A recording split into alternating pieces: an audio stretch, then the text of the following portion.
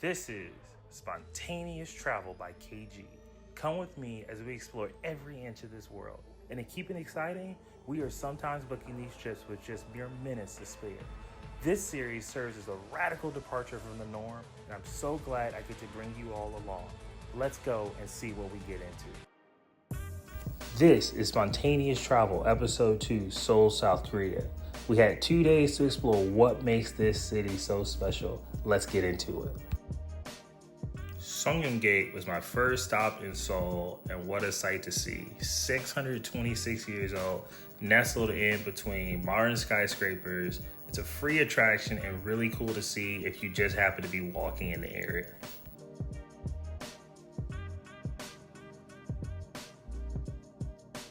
Namdaemun Market was my next stop in Seoul. It's one of the oldest markets in Korea. It's open 24 hours a day. It is a street market, so dress warm in the wintertime, but you can find literally anything that you want, and a big plus is it's pretty affordable.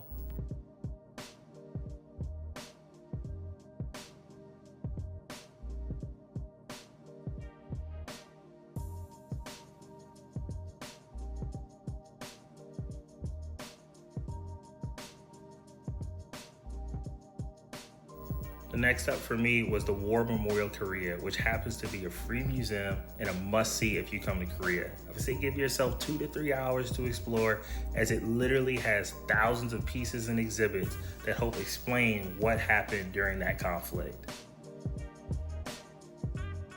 Moving outside, I was stunned to see that there are still hundreds of more pieces to look at. From statues to planes, this museum literally has it all.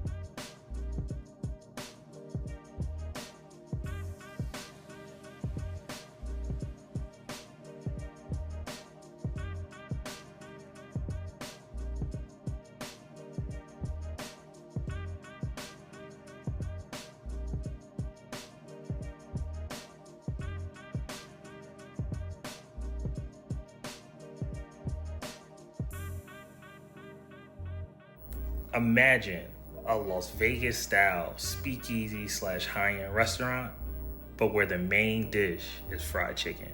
Let's walk in and explore.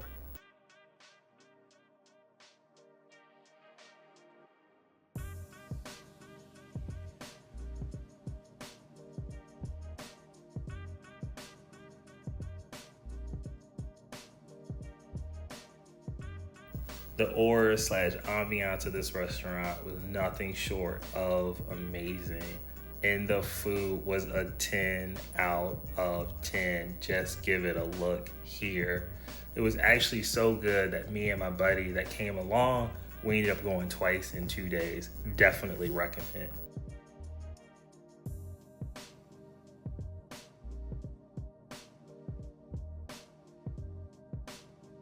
Next stop for me was Seoul Sky. It's one of the tallest observation decks in the entire world, and it was a good way to see how 9.8 million people live every day.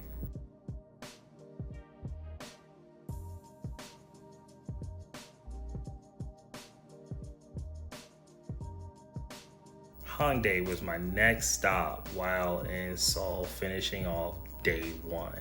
This is like an epicenter of a neighborhood. It has food, it has culture, it has everything you need. It even has a Nike store where you can buy custom apparel, shoes, you name it, on site.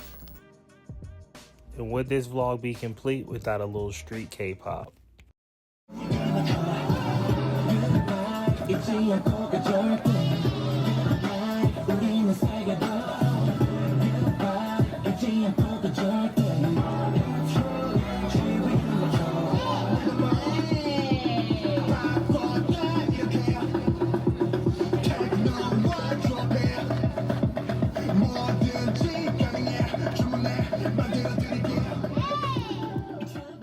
Christmas was still in full effect while I went, so took a little quick time lapse of what I saw on my way home that night.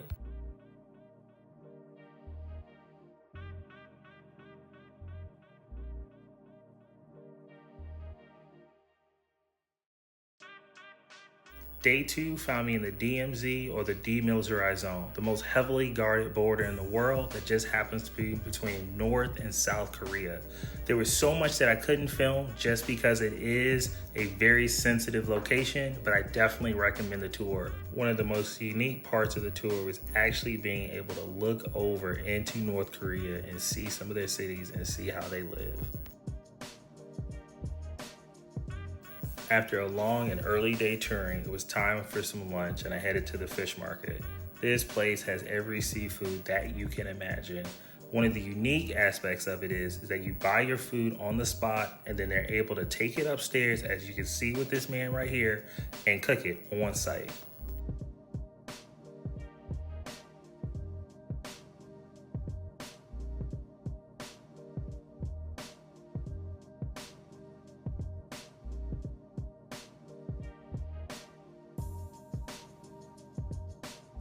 This was the last stop for me while I was in Seoul on day 2, and it was a changing of the guard ceremony at one of their most famous palaces in the city, and it did not disappoint. It almost felt like I had transported back in time. Let's give it a watch and a listen.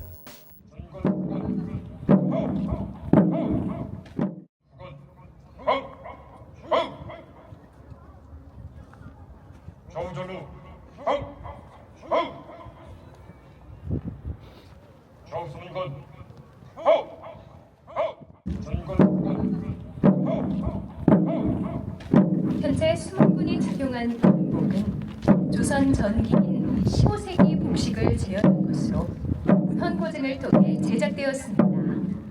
The actors are wearing the costume from the 15th century.